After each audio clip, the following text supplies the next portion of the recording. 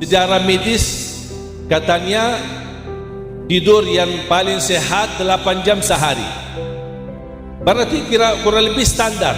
Kita kembali lagi bicara standar. Tidur 8 jam sehari berarti sepertiga sehari tidur. Sepertiga 60 tahun 20, berarti 20 tahun kerjaannya tidur dulu. Jamaah sekalian, saya pernah muhasabah. Mohon perhatikan cerita ini. Saya pernah muhasabah, tulis dan memperhitungkan usia-usia kita. Saya baca satu hadis Rasulullah SAW bersabda, a'maru ummati baina 60 wa 70. Umur umatku antara 60-70. Itu standar umur umat Nabi Muhammad.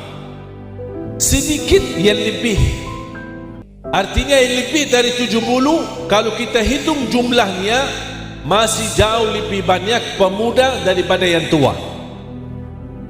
Mengapa yang muda lebih banyak daripada yang tua? Karena meninggal duluan sebelum jadi tua. Makanya yang tersisa dari tua sedikit. Makanya kalau kita masuk masjid, yang datang ke masjid siapa? Yang tua-tua. Karena dia sudah merasa di puncak akhir hayatnya. Ya Allah, mudah-mudahan husnul khatimah. Tapi anak-anak kita mana? Lupa diri. Anak-anak kita yang begitu semangat, yang sehat, fisiknya kuat, mengapa tidak ke masjid? Karena dia masih bercita-cita barangkali hidupnya sampai seumur bapaknya, padahal bisa jadi meninggal duluan. Makanya saya pernah hitung, saya bawa kertas, pulpen, saya menghitung usia. Kalau saya menghitungkan standar umur umat Nabi Muhammad 60, anggap 60 ya, kita hitung sama-sama. Karena ada yang meninggal baru lahir, ada yang meninggal masih usia bayi, ada yang meninggal masih usia 1 tahun, ada yang meninggal baru masih muda 20. Habib Munzir almarhum Majlis Rasulullah usia 40 meninggal. Ustaz Jeffrey 40. Banyak masih muda-muda meninggal dunia.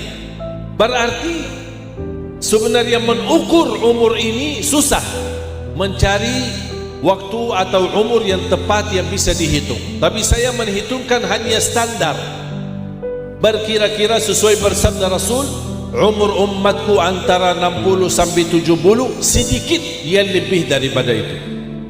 Begitu saya hitung 60, coba kita hitung sama-sama. Ketika kita lahir belum taklif, tidak ada kewajiban, tidak ada taklif, sampai usia balik.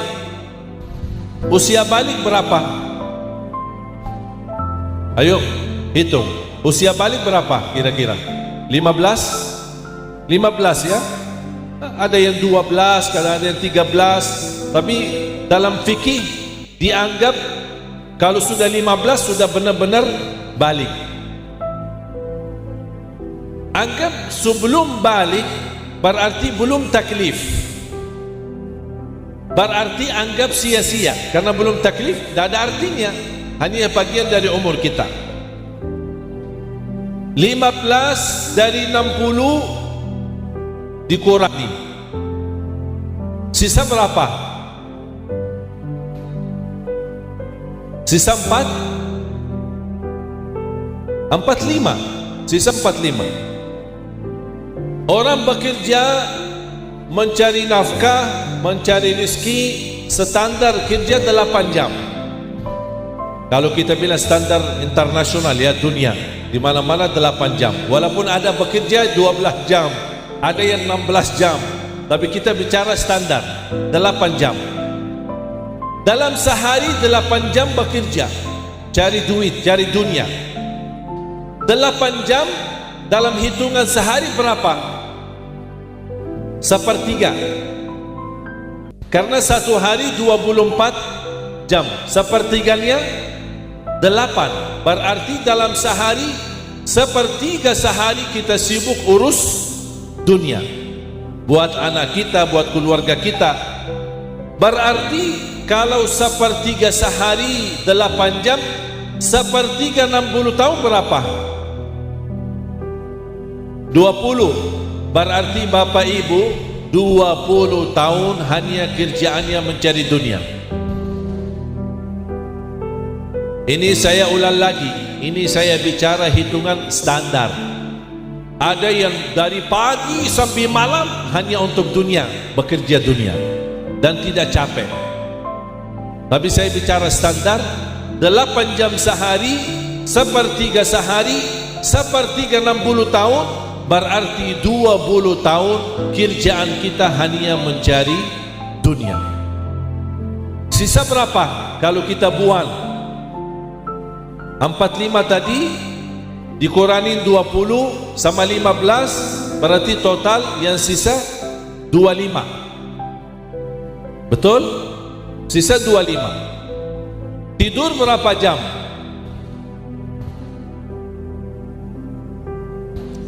6 jam, 8 jam. Apalagi pas libur tidurnya nyang, tak bangun-bangun. Kembali lagi, sejarah medis katanya tidur yang paling sehat 8 jam sehari. Berarti kira kurang lebih standar. Kita kembali lagi bicara standar. Tidur 8 jam sehari berarti sepertiga sehari tidur. Sepertiga 60 tahun 20, berarti 20 tahun kerjaannya tidur dulu. Bayangkan Bapak Ibu, 20 tahun hanya tidur. Dan sisa berapa? 5. Berarti dari 60 yang saya ceritakan tadi, saya belum bicara ibadah. Dunia belum taklif, tidur sudah habis 55 tahun. Sisa 5 tahun. Allah berikan umur 60, 55 sudah sia-sia. Tidak ada artinya. Hanya buat diri kita, buat dunia kita, buat anak kita, tidur. Saya belum hitung jalan-jalan. Saya belum hitung nonton TV. Saya belum hitung pas lagi makan. Paling lama, mohon maaf ya, selama saya di Indonesia, paling lama proses dilakukan di Indonesia proses makan. Pas lagi makan paling lama. Orang Indonesia asik ngobrol pas makan. Habis makan baru minum kopi dan rokok bisa bersetengah jam. Makanya kalau restoran lama-lama orang tunggu di luar, ternyata orang-orang yang sudah di meja habis makan tapi masih asik ngobrol. Makanya ini saya tidak hitung juga berapa waktu yang kita buang hanya untuk duduk makan rame-rame. Belum lagi jalan-jalan, belum lagi berhiburan, belum lagi keluar negeri, belum lagi nonton TV berjam-jam kita tidak merasa. Belum lagi anak-anak kita yang pagi, siang, sore hanya main game, PS, main HP. Sekarang anak-anak kita usia kecil saja sudah pandai main HP. Di Jepang, negara Jepang, dalam usia anak 15 tahun belum boleh kurang dari 15 tahun mempunyai HP. Tidak boleh. Sampai saya pernah melihat sendiri seorang ibu bawa anaknya mau belikan alat komunikasi seperti HP atau iPad. Ketika dilihat oleh penjual, maaf bu, ini untuk ibu atau untuk anak? Ibu bilang ini untuk anak saya. Tidak boleh. Usia anakmu belum 15 tahun tidak boleh. Terus buat apa anak-anak bermain? Buat apa? Padahal PS buatannya dari Jepang. Ternyata anak di Jepang tidak pernah main PS selain di usia atas 15 tahun. Apa yang diperlukan atau dipermainkan buat anak-anak? Anak-anak kan perlu main juga. Ternyata di Jepang setiap sekolah ada tempat hiburan dan permainan, tapi permainan yang mengembangkan fikiran, otak, menambah kecerdasan. Jadi anak-anak bisa bermain sambil belajar. bukan hanya bermain begitu saja sia-sia. Sekarang kita melihat gara-gara game berubah akhlak anak kita, sikap anak kita, karena ini semua pengaruhnya permainan. Oleh karena itu jamaah sekalian, hasil dari hitungan saya 55 tahun habis dari umur kita, belum terisi ibadah.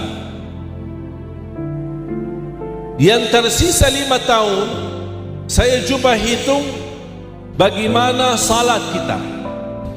Saya tidak bicara tahajud, saya tidak bicara duha, saya tidak bicara sunnah qabliyah ba'diyah, hanya salat wajib 5 waktu. Bapak Ibu, apakah anda tahu kalau orang muslim komitmen menjaga 5 waktu, tepat waktu, dengan sungguh-sungguh, dijamin masuk surga. Walaupun tidak pernah salat sunnah qabliyah ba'diyah, tidak pernah salat duha, tidak pernah salat tahajud, tidak pernah ada salat sunnah, hanya 5 waktu saja, tetap dijamin masuk surga. Asal komitmen, tepat waktu, dan terjaga baik-baik. Saya hitung 5 waktu melaksanakan salat dalam usia 60 tahun. Hasil hitungan saya hanya melaksanakan salat wajib sepanjang 60 tahun, 2 tahun dan 4 bulan. Kebaikan-kebaikan yang kita lakukan selama ini Allah hantarkan cahaya. Kita bingung, ini cahaya dari mana? Ini berkat umrah orang lain, haji orang lain, anak yatim, anak miskin, marbot masjid. Ini kuburan yang kecil ini bisa menjadi sepanjang mata melihat luasnya. Bukan hanya itu saja, Allah rubahkan tanah itu menjadi taman dari taman surga. Bukan hanya itu saja, Allah bukakan pintu dari samping kanan kita di kubur. Allah tunjukkan, ini posisimu di dalam surga, ditunggu. Makanya dia berkata, begitu Allah tunjukkan posisinya di surga, dia langsung berteriak. Dan dia berkata, ya Allah, segerakanlah hari kiamat, karena saya ingin menikmati yang lebih hebat dan lebih dahsyat. Allahu Akbar. Makanya kita datangin ketika dikubur orang saleh, kita mendoakan mereka, atau kuburan orang tua kita, atau bisa jadi anak kita. Tapi anak kita itu atau orang tua sudah dimuliakan Allah, kita di atas kuburan mereka mendoakan, ternyata mereka sudah mendapatkan kemuliaan sebelum doa kita. Jamaah sekalian, ketika Rasul memerintahkan kita sebagai anak mendoakan orang tua yang telah dipanggil Allah, bahkan ini menjadi amal jariyah, sedekah jariyah, amalan yang tidak terputus pahalanya. Apa? Anak mendoakan orang tua yang sudah meninggal. Ketahuilah jamaah sekalian, doa yang kita bacakan untuk orang yang sudah wafat memang bermanfaat, membawa kehidupan yang bahagia bagi mereka, membawa cahaya, membawa rahmat. Tapi jauh lebih hebat kita sendiri melakukan kebaikan, itu jauh lebih dahsyat manfaatnya. Bapak Ibu, jangan ada orang menunda amal saleh, menunda kebaikan, menunda kesempatan ketika dia mampu membagi dan memanfaatkan orang lain, memberikan bahagia, membahagiakan orang lain. Jangan tunda dengan harapan, tak apa-apa, kalau nanti saya meninggal dunia kan cukup doa anak saya mendoakan. Terus kalau anaknya tidak mendoakan bagaimana? Apakah semua bapak ibu bisa menjamin anaknya besok mendoakan? Bisa nggak? Ada yang punya jaminan? Semua kita harap ketika kita meninggal mudah-mudahan husnul khatimah. Apakah ada yang punya jaminan anak kita besok ingat kita? Belum tentu. Makanya jamaah sekalian, jangan tunggu dan jangan harap saja anaknya mendoakan. Andalah yang masih punya kesempatan, segera beramal, karena itulah yang akan menjadi manfaatnya buat dirimu. Kalau anaknya mendoakan, dapat berkah di atas berkah perjuangan kita. Kalau anak kita tidak mendoakan, kita sudah alhamdulillah tetap dalam keadaan aman dan bahagia. Makanya menurut Imam Syafi'i, walaupun Imam Syafi'i berbeda pendapat antara ulama lain, amal salih itu tanggung jawab masing-masing. Tidak bisa membagikan manfaatnya kepada orang lain. Beliau memiliki dasar ayat di suratul Najm, wa an laysa lil insani illa ma sa'a. Setiap manusia hanya dia mendapatkan apa yang dia usahakan sendiri. Kalau di luar usahanya sendiri, tidak termasuk dalam hitungan. Itu menurut Imam Syafi'i. Menurut Imam Hambali, Hanafi, Maliki, anak, keluarga, doa jamaah, membacakan Al-Quran, mendoakan orang yang sudah meninggal dunia, ini semua bermanfaat. Mereka membawa dasar hadis Rasulullah SAW, "Idza mata ibnu Adam inqata'a 'amaluh." Kalau anak Adam meninggal dunia, kalau kita meninggal dunia, sudah terputus amalan, tidak bisa isi lagi. Buku amal kita sudah tutup. Itu menurut Imam Syafi'i. Tapi menurut imam-imam lain, masih punya luang untuk mengisi walaupun kita sudah meninggal dunia. Artinya buku amal masih bisa kita buka walaupun sudah meninggal dunia. Dari apa? Dari bersabda Rasulullah SAW, sedekatin jariyah, sedekah yang jariyah, sedekah yang terus berjalan. Bangunan masjid, sumur air di salah satu desa yang susah air atau mereka tidak punya air bersih. Ketika kami gerakkan program menggali sumur air, alhamdulillah selama berada di Indonesia dan bantuan sahabat, teman-teman, ada yang dari Madinah, dari Makkah, juga dari Indonesia, alhamdulillah kami sudah membuat lebih dari 1.800 sumur air di Papua, di Sukabumi, di sampai ke Tulikara, tempat yang dibakar masjid. Saya sudah sampai ke sana, itu ujung Indonesia. Sudah sampai ke sana dan alhamdulillah bisa membangun masjid lebih besar dari masjid yang sudah dibakar. Bahkan kita salat ramai-ramai salat Idul Adha. Ketika waktu itu kami membawa kurban sapi, hampir lebih dari 38 sapi. Dan saya sampaikan ke Pak Bupati waktu itu, kepala adat dan semua masyarakat Tulikara yang ada di sana, walaupun mereka non-muslim, saya sampaikan, inilah kita sesama tetangga menjaga kebersamaan. Ayo silahkan ambil dari daging kurban. Ini daging kurban bukan hanya untuk orang Islam, tapi untuk kita bersama. Silahkan ambil. Dan Pak Bupati hadir di acara sembelihan dan potongan kurban 38 sapi. Bahkan ketua kepala gereja juga hadir di acara tersebut dan menerima kami di sana alhamdulillah dengan baik. Karena kita ingin tetap Indonesia dengan apapun perbedaan agama, perbedaan budaya, perbedaan mazhab, perbedaan pendapat, tetap kita bisa menjaga keharmonisan dan menjaga kedamaian. Karena Indonesia kalau tetap terjaga damai, insyaAllah kita aman, tidak akan pusing.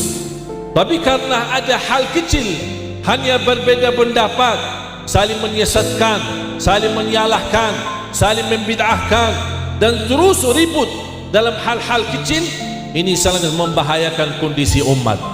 Saat ini khususnya Indonesia memerlukan bersatuan kita umat Islam, khususnya umat Islam Ahlus Sunnah wal Jamaah, sebagaimana mazhab kita di Indonesia. Kita harus menjaga, tetap kita mempelajari, menghormati berbeda pendapat, dan juga orang lain harus menghormati mazhab Ahlus Sunnah wal Jamaah. Jangan membuat fitnah, jangan membuat perpecahan. Cukup sampai di sini, jangan sampai kita saling menyesatkan, karena cukup umat ini menghadapi persoalan yang lebih besar. Makanya saya heran ketika mendengar orang hanya fokus kepada hal-hal khilafiyah, fikih-fikih furu', mempermasalahkan masalah kunut subuh, mempermasalahkan zikir jama'i, mempermasalahkan maulid, mempermasalahkan hal-hal yang sejak lama, sejak dulu ada berbeda pendapat, tapi mereka tetap saling menghormati. Imam Syafi'i yang muridnya Imam Maliki, kemudian dia belajar sama Imam Maliki, tapi begitu habis belajar sama Imam Maliki, dia pisah dan dia membangun mazhab sendiri, mazhab Imam Syafi'i. Beda sama gurunya Imam Maliki.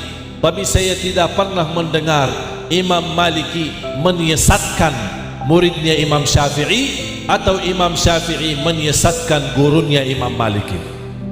Saya saat ini pernah mendengar seorang, ketika saya ingin berkunjung kepada gurunya silaturrahim, kata beliau, guru saya sesat dan saya tidak mau lagi ke sana. Saya kaget. Kamu belajar agama, kamu bisa mengaji, kamu bisa salat, kamu sudah menjadi ustaz, itu berkat gurumu. Begitu sekarang kamu jadi besar, langsung berani berkata guru saya sesat. Bahkan sampai gurunya meninggal dunia, dia tidak mau hadir jenazah. Na'udzubillah min zalik. Ini hal yang bahaya yang memecahkan umat. Buat apa kita membuat persoalan seperti ini sampai nampak di mata orang lain? Apa itu Islam? Islam itu rahmatan lil alamin. Islam itu indah. Adanya berbeda pendapat itu hal wajar. Tapi yang tidak wajar ketika kita dalam hal berbeda pendapat menjadi bermusuhan, itu yang tidak wajar. Kalau ada hal beda pendapat, apa yang saya sampaikan Bapak Ibu saat ini, saya percaya dan yakin belum tentu diterima oleh Bapak Ibu 100%. Mengapa? Karena Bapak Ibu punya otak yang berfikir, beda pandangan, beda fikiran, beda kemampuan daya berfikir. Tidak mungkin setujui apa yang saya sampaikan 100%. Pasti ada hal-hal yang membuat kita berfikir menjadi berbeda pendapat. Boleh terjadi ada berbeda pendapat, tapi di hati kita saling cintai, saling menghormati, dan saling memuliakan. Dengan persatuan kita, insya Allah umat Islam di Indonesia tetap damai, makmur, barakah. Bahkan dengan bersatuan umat Islam akan menunjukkan kekuatan yang luar biasa. Dengan kekuatan umat Islam, saya jamin Indonesia bakal makmur, baldatun tayyibatun wa rabbun ghafur. Mudah-mudahan jamaah yang hadir dalam pertemuan ini serta keluarganya, semoga semua diampuni Allah Subhanahu wa taala, dibukakan hatinya, dibersihkan jiwanya, dinaikkan darajatnya. Ilmu yang sama-sama kita belajari mudah-mudahan menjadi ilmu bermanfaat bagi kita semua.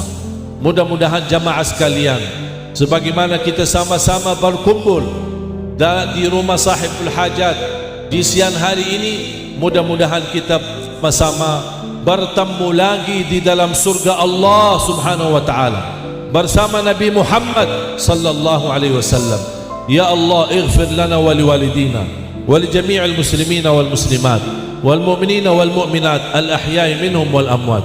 Ya Allah, berkahi sisa umur kami, jadikan sisa umur kami lebih bermanfaat, berguna bagi diri kami, bagi keluarga kami, bagi umat Islam. Ya Allah, akhiri hayat kami dengan husnul khatimah, husnul khatimah. Ya Allah, yang belum haji umrah, panjangkan umurnya, sehatkan badannya, berikan kemudahan bisa ke tanah suci haji dan umrah ya Allah, birahmatika ya arhamar rahimin ya dzal jalal wal ikram. Rabbana atina fid dunya hasanah wa fil akhirati hasanah wa qina adzaban nar. Wa sallallahu ala sayyidina wa nabiyina Muhammad walhamdulillahi rabbil alamin.